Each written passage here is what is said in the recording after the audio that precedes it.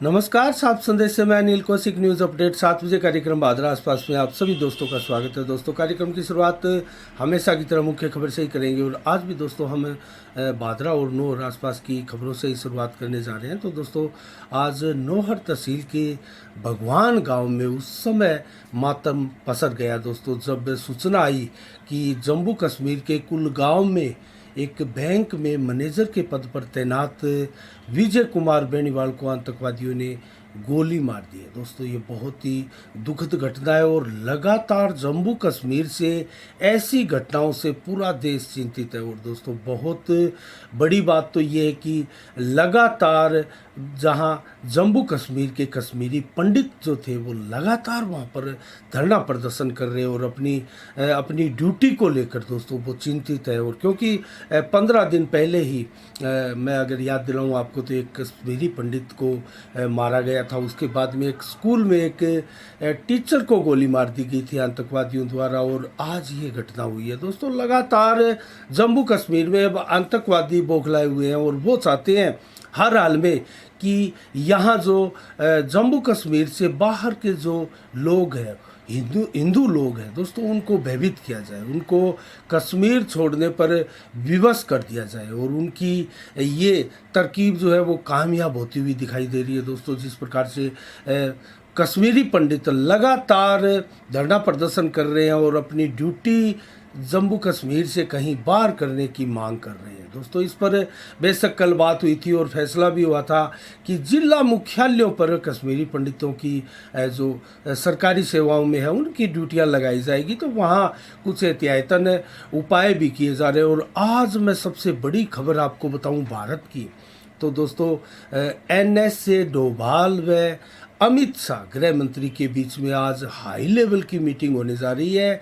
संभवतः दोस्तों समय आ गया है एक बार फिर से भारत की तरफ से एयर स्ट्राइक करने का या किसी प्रकार से सैनिक कार्रवाई पाकिस्तान में घुसकर करने का, क्योंकि वहाँ से जो आतंकवादी है वो दोस्तों लगातार आतंकवादी अपनी फैक्ट्री से जो आतंकवादी तैयार करते हैं वो भारत में बेचते रहते हैं और उसके ऊपर अब इसी प्रकार से अगर प्रहार होंगे तभी जाकर जो आतंकवादी गतिविधि है उनमें कमी आएगी। और मैं आपको बताऊं तो जम्मू कश्मीर से पाकिस्तान की सीमा से इस बार इतने आतंकवादी नहीं आ पा रहे हैं। दोस्तों, ये जो इक्का दुक्का घटना आप देखते हैं अखबारों में या मीडिया में आप सुनते हैं दोस्तों, वो मात्र इक्का दुक्का ही घटना होती है। और सबसे ज़्यादा जो आतंकवादी आ रहे हैं वो बांग्लादेश के रास्ते आ रहे हैं, क्योंकि बांग्लादेश और भारत की एक प्रकार से मैत्रिक संबंध होने के चलते इसका फ़ायदा जो है आतंकवादी उठा रहे हैं। तो इसके ऊपर ज़रूर कुछ न कुछ बड़ा करने की अब भारत सरकार की जिम्मेदारी बनती है। और आज जो बैठक है उसमें क्या निकल कर आता है और किस प्रकार सेना को इसमें आदेश दिया जाता है, लेकिन ये संकेत कुछ बड़े हैं दोस्तों। और 15 दिन में जो 3 हत्याएं आतंकवादियों द्वारा की गई है, ये एक प्रकार से आतंकवादियों की बौखलाहट भी है और आतंकवादियों की ये चाल भी है कि यहाँ जो गैर जम्मू कश्मीर के लोग हैं, विशेषकर हिंदुओं को, ये एक प्रकार से दोस्तों टारगेट करके निशाना बनाया जा रहा है हिंदुओं को, ताकि वहाँ बड़ी संख्या में हिंदू जो है वो नहीं पहुँच पाए। तो ये बहुत दुखद घटना है। हम साफ संदेश के माध्यम से दोस्तों विजय कुमार बेनीवाल के परिवार को भगवान उनको शक्ति प्रदान करे, इतनी शक्ति प्रदान करे कि ये इतना बड़ा दुख वो झेल पाए। दोस्तों, इसी के साथ ही अन्य खबरों की ओर रुख करें तो दोस्तों फसल बीमा संघर्ष समिति के नाम से एक बजरंग सहारण द्वारा एक समिति का गठन किया जा रहा है। और इन जो ड्राई एरिया है, जो हमारे 14 सिंचाई से वंचित भी गांव है और आदि आसपास के जो गांव हैं, और वहां फिर कर घूम कर बजरंग सहारण एक सभाओं का आयोजन कर रामसरा, मुंदड़िया बड़ा, जिज्ञासरी बड़ी, जिज्ञासरी छोटी आदि गाँव में वहाँ लोगों को, किसानों को जो है जागरूक कर रहे हैं और एक फसल बीमा संघर्ष समिति बनाई जा रही है।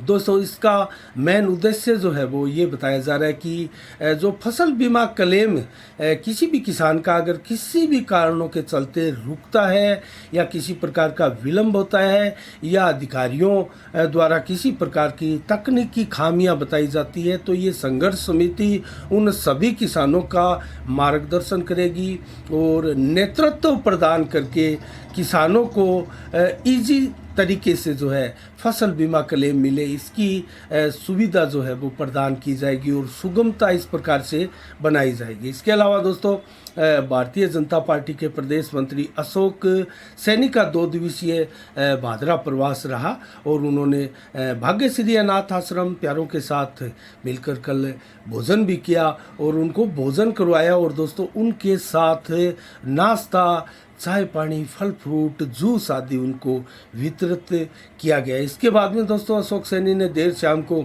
जो भादरा में नाइट क्रिकेट टूर्नामेंट का आयोजन किया जा रहा है उसमें भी शिरकत की और कल के वो चीफ गेस्ट भी बने थे इस आयोजन में और दोस्तों उन्होंने स्वयं जो है वो क्रिकेट भी खेली। तो इस प्रकार से अशोक सैनी का 2 दिवसीय प्रवास जो है भादरा में रहा और अब वो जयपुर के लिए निकल चुकी है। इसके अलावा दोस्तों अन्य खबरों की ओर रुख करें और मुख्य खबर आपको बताएं तो रीट 2022 जो कि राजस्थान अध्यापक पात्रता परीक्षा है दोस्तों, उसके लिए अभ्यर्थी अब 5 जून तक भी ऑनलाइन आवेदन कर पाएंगे। इसकी डेट जो है वो सरकार ने आगे बढ़ा दी है और माध्यमिक शिक्षा बोर्ड ने बुधवार को ये डिसीजन लिया, ये नया आदेश जारी किया गया और अभ्यर्थियों को परीक्षा शुल्क चालान बनाने सहित ऑनलाइन आवेदन के लिए अब एक और मौका इसमें दिया गया है। तो दोस्तों 5 जून का जो है वो समय रखा गया है अंतिम डेट के लिए और रात्रि को 12 बजे तक भी आप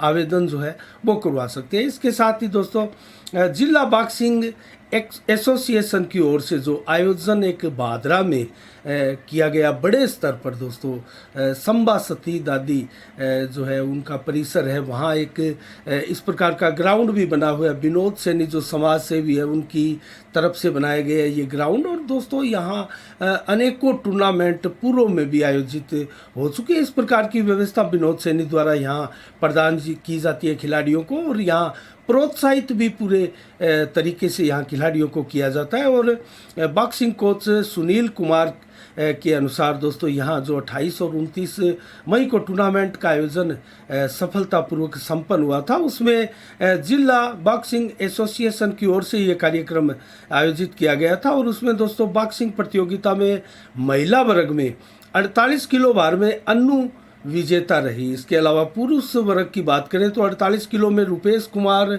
विजेता रहे और 51 किलो में अमित कुमार विजेता रहे और इसके अलावा 54 किलो में मनीष कुमार और इसके अलावा 57 किलो में दोस्तों कार्तिक विजेता रहे और 60 किलो भार में अंकित कुमार विजेता रहे, जबकि 63 किलो भार में अमन सोलंकी यहाँ विजेता रहे।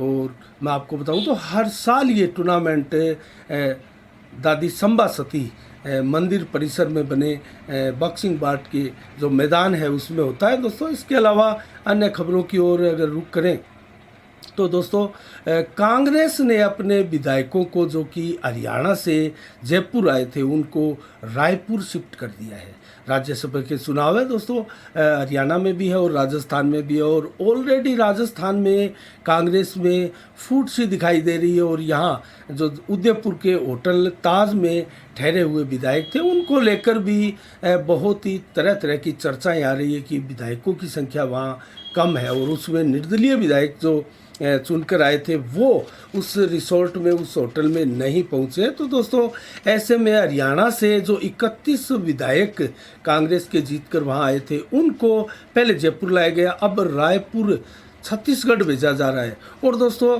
एक मैं अजीब बात आपको बताऊं तो छत्तीसगढ़ में भी कमोबश यही स्थिति है और जो छत्तीसगढ़ में जो रायपुर के एक होटल में ठहरे थे 27 विधायक कांग्रेस के, उनको अब दिल्ली शिफ्ट किए जाने की चर्चा है। तो छत्तीसगढ़ से तो कांग्रेस विधायक दिल्ली शिफ्ट हो रहे, लेकिन हरियाणा से पहले जयपुर लाया गया और जयपुर से अब उनको रायपुर शिफ्ट किया जा रहा है। तो दोस्तों कांग्रेस में कितनी खलबलाहट मची है, किस प्रकार से बौखलाई हुई है कांग्रेस अपने विधायकों को इधर उधर लेकर घूमती हुई दिखाई दे रही है, क्योंकि कांग्रेस का स्तर दोस्तों पिछले काफ़ी वर्षों से लगातार घटता जा रहा है और राज्य दर राज्य, स्टेट दर स्टेट कांग्रेस जो है अपनी सत्ता खोती जा रही है, अपने राज्यसभा के सांसद खोती जा रही है, अपने सांसद कम कर चुकी है, अपने विधायकों की संख्या कम कर चुकी है। तो ऐसे में अब अपना जो जितना बचा हुआ सांसदों और विधायकों का कुनबा है वो बचाए रखने में प्रयास कर रही है। तो इसको लेकर दोस्तों तरह तरह के कयास लगाए जा रहे हैं। और राजस्थान की बात करें तो प्रमोद तिवारी बनाम सुभाष चंद्रा के रूप में राजस्थान का चुनाव जो है उभर कर सामने आ रहा है, क्योंकि दो कांग्रेस के आसानी के साथ यहाँ जीत जाएंगे। उनकी यहाँ चर्चा नहीं है, क्योंकि एक भाजपा का भी उम्मीदवार आराम से निकल जाएगा। और भाजपा की तरफ से जो सुभाष चंद्रा को समर्थन दिया गया है दोस्तों, अब सुभाष चंद्रा को समर्थन की ज़रूरत थी 11 की, क्योंकि 30 भारतीय जनता पार्टी के विधायकों ने सुभाष चंद्रा को समर्थन दिया है। तो अब उनको 11 विधायकों की आवश्यकता है, 11 वोट की आवश्यकता है। और आरएलपी के 3 विधायकों ने समर्थन देने की घोषणा कर दी। तो अब सुभाष चंद्रा को 8 विधायकों की व्यवस्था करनी है। और दोस्तों कल एक चर्चा राजस्थान में खूब चल रही थी कि सतीश पूनिया प्रदेशाध्यक्ष भारतीय जनता पार्टी के किशनगढ़ के विधायक के घर में उनको देखा गया। तो दोस्तों इस प्रकार से जो निर्दलीय विधायक है वो कहीं ना कहीं डावाडोल हो सकते हैं, कांग्रेस के हाथ से ये बाजी छिटक सकती है। तो कुल मिला के जो सचिन पायलट है दोस्तों, उनके भी जो खास विधायक समझे जाते हैं, तो वो भी कहीं ना कहीं इधर उधर क्रॉस वोटिंग ना कर जाए और पूरी पिक्चर की एक प्रकार से वाचिंग किए हुए हैं अशोक गहलोत, और अपनी निगरानी में सारा जो ताम झाम है वो रखे हुए हैं। क्योंकि जिस प्रकार से अशोक गहलोत बार बार दोस्तों यहाँ परेशानियों में और मुश्किलों में पड़ते जा रहे हैं, अब वो कोई चूक नहीं करना चाहते। और इसी को लेकर जो है उदयपुर के होटल ताज में विधायकों को ठहराया गया है। और तीसरे राज्यसभा सदस्य के लिए भी कांग्रेस कमर कस चुकी है। देखते हैं बाजी कौन मारता है, लेकिन खरीद फरोख्त यहाँ निश्चित रूप से होगी दोस्तों, वो चाहे भारतीय जनता पार्टी के लोग करें या फिर कांग्रेस के लोग करें। और जो सबसे ज़्यादा फायदा होने वाला है वो निर्दलीय विधायकों को, और जो सत्ता से भाजपा और कांग्रेस के अलावा जो विधायक है 21 की संख्या उनको फायदा होने वाला है। और उनमें से मैं आपको बताऊं तो बीटीपी के 2 विधायक है, सीपीएम के भी 2 है, और आरएलपी के 3 है, एक अन्य, और 13 निर्दलीय विधायक है। दोस्तों ये सारे के सारे आज़ाद है। वैसे सीपीएम ने घोषणा कर रखी है कांग्रेस को वोट देंगे, लेकिन दोस्तों यहाँ हम एक अहम बात आज करने जा रहे हैं, क्योंकि सभी विधायक स्वतंत्र होते हैं दोस्तों, किसी भी पार्टी को वो अपना समर्थन दे सकते हैं। और यहाँ हम एक बड़ी बात इसलिए कहने जा रहे हैं क्योंकि दोस्तों सीपीएम के 2 सदस्यों में, 2 विधायकों में हमारे भादरा विधानसभा क्षेत्र का भी एक विधायक बलवान पूनिया शामिल है। तो बलवान पूनिया के लिए दोस्तों क्या मायने हैं इस चीज़ के, और किस कदर राजनीति उनको आगे भविष्य को देखकर करनी चाहिए, हम इसके ऊपर आज विस्तार से चर्चा कर रहे हैं। तो दोस्तों सबसे बड़ी बात तो ये है कि 2 सीपीएम के विधायक हैं और दोनों ही आज़ाद है।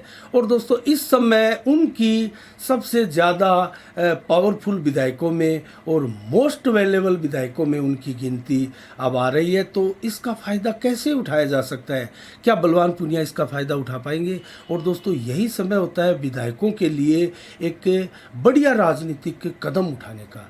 तो क्या विधायक बलवान पूनिया आसानी के साथ ही अपना वोट कांग्रेस को देंगे और 1.5 साल का जो समय बचा है वो अपना समय जो है वो आराम के साथ सत्ता सुख भोगते हुए और अपने क्षेत्र के लोगों का काम कराते हुए बिताना चाहेंगे, या ऐसी बातें हो चली है या इस प्रकार की सेटिंग समझौता या जो भी हम कहें बातें हो चुकी है। लेकिन दोस्तों एक ऑप्शन विधायक बलवान पूनिया के लिए ये भी खुला हुआ है, क्योंकि 5 साल यहाँ कांग्रेस की सरकार रहती है राजस्थान में और 5 साल भारतीय जनता पार्टी की, अभी भी यही माहौल कांग्रेस में फिर से दिखाई देने लगा है कि आने वाला समय जो है वो भाजपा का है।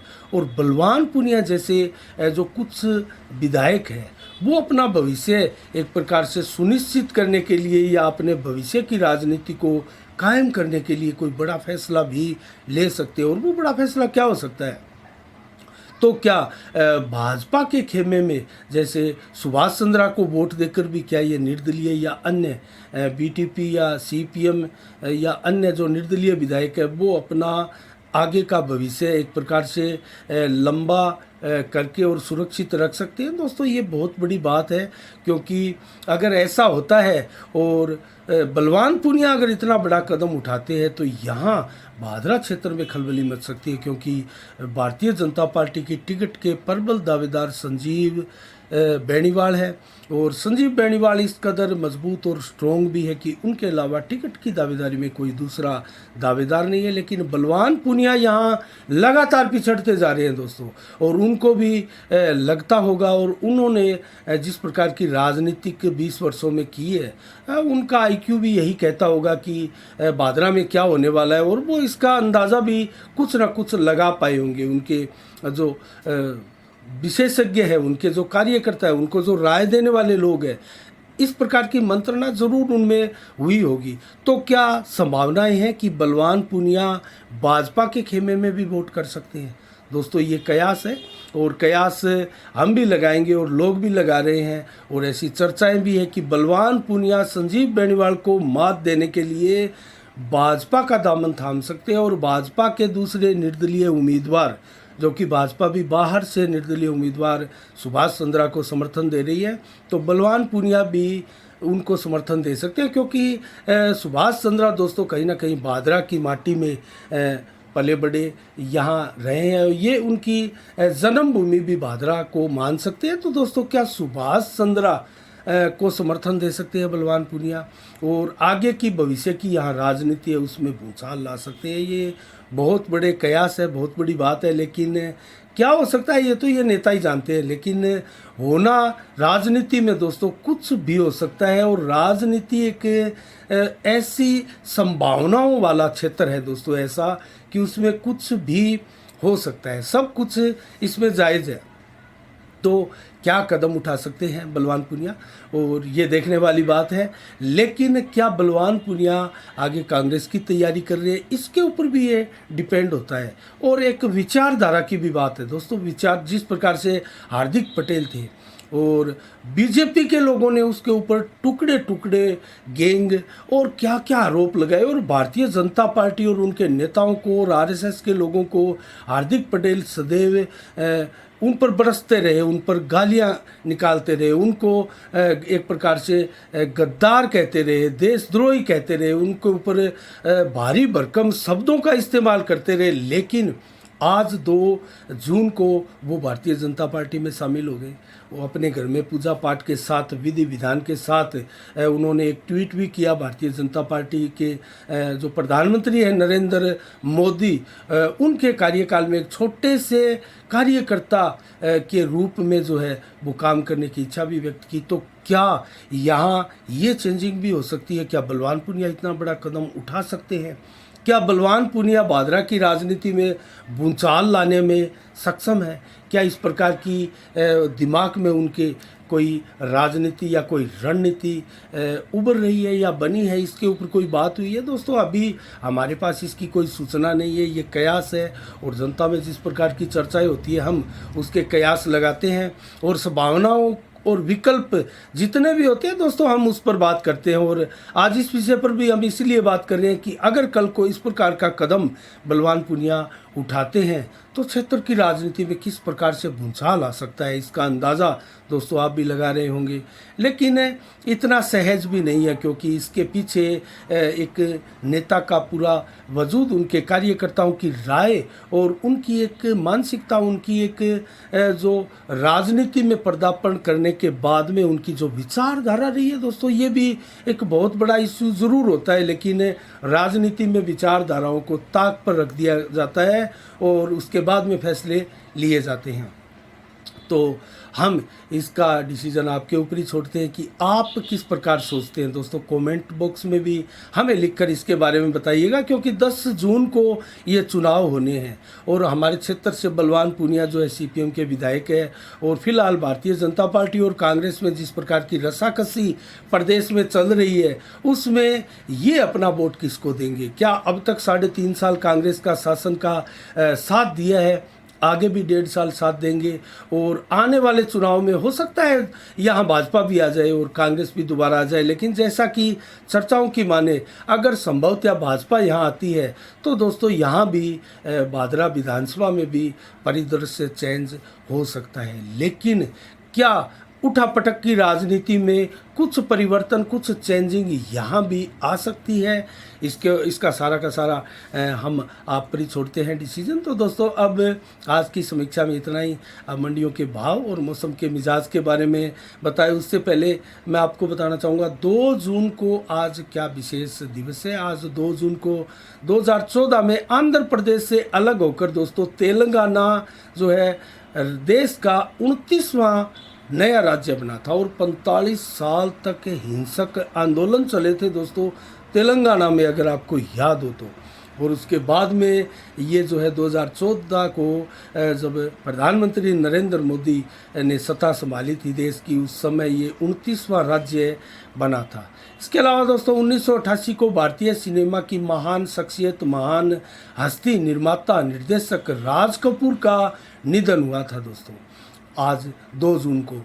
इसके अलावा दोस्तों मंडियों के भाव हम आपको बताएं तो भादरा से शुरुआत करते हैं। गेहूं दोस्तों 2015 के भाव रहे आज, और सरसों के भाव 6005 और ग्वार के भाव 5100 रुपये प्रति क्विंटल रहे भादरा की मंडी में। और नौर में दोस्तों नौर मंडी में मोट 7125, सरसों के भाव 6200 और ग्वार के भाव 5809 रुपये, जबकि चना के भाव 4430 रुपये, तारामीरा के भाव 5150 रुपये और गेहूं के भाव 2161 रुपये और जौ के भाव 2601 रुपये, मेथी के भाव 5385 रुपये प्रति क्विंटल रहे।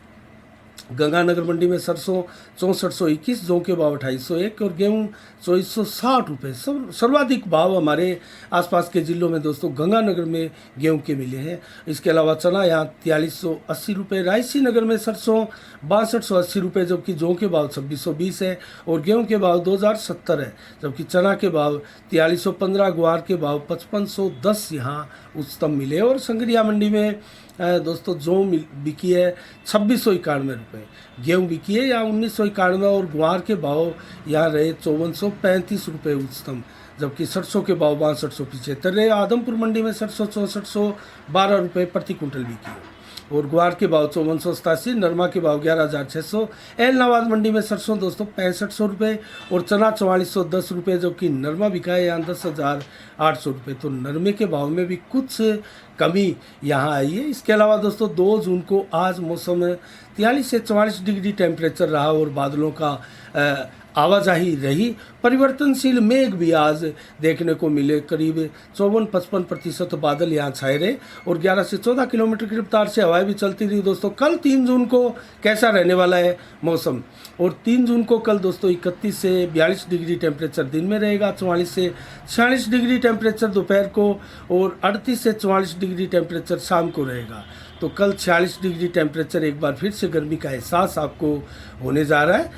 18 से 22 किलोमीटर की रफ्तार से हवाएं चलेगी दोस्तों, बादल ज़्यादा नहीं होंगे। सुबह 15-20% से लेकर शाम को, देर शाम को 43% बादल और फिर रात्रि को 50% से कहीं अधिक बादल आसमान में छाए रहेंगे और रात्रि को 32 से 36 किलोमीटर की रफ्तार से भी तेज़ हवाएं चल सकती है और टेम्परेचर भी लगभग जो है वो 34-35 डिग्री रहने की संभावना है। तो दोस्तों ये रहा मंडियों के भाव और मौसम का मिजाज, आज की खबरें समीक्षा।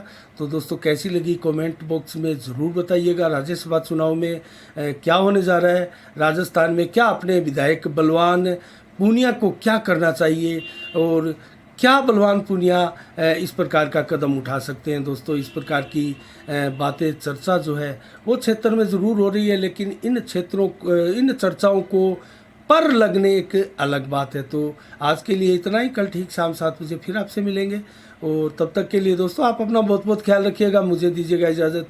साफ संदेश से मैं अनिल कौशिक, नमस्कार, जय भारत, जय जय राजस्थान।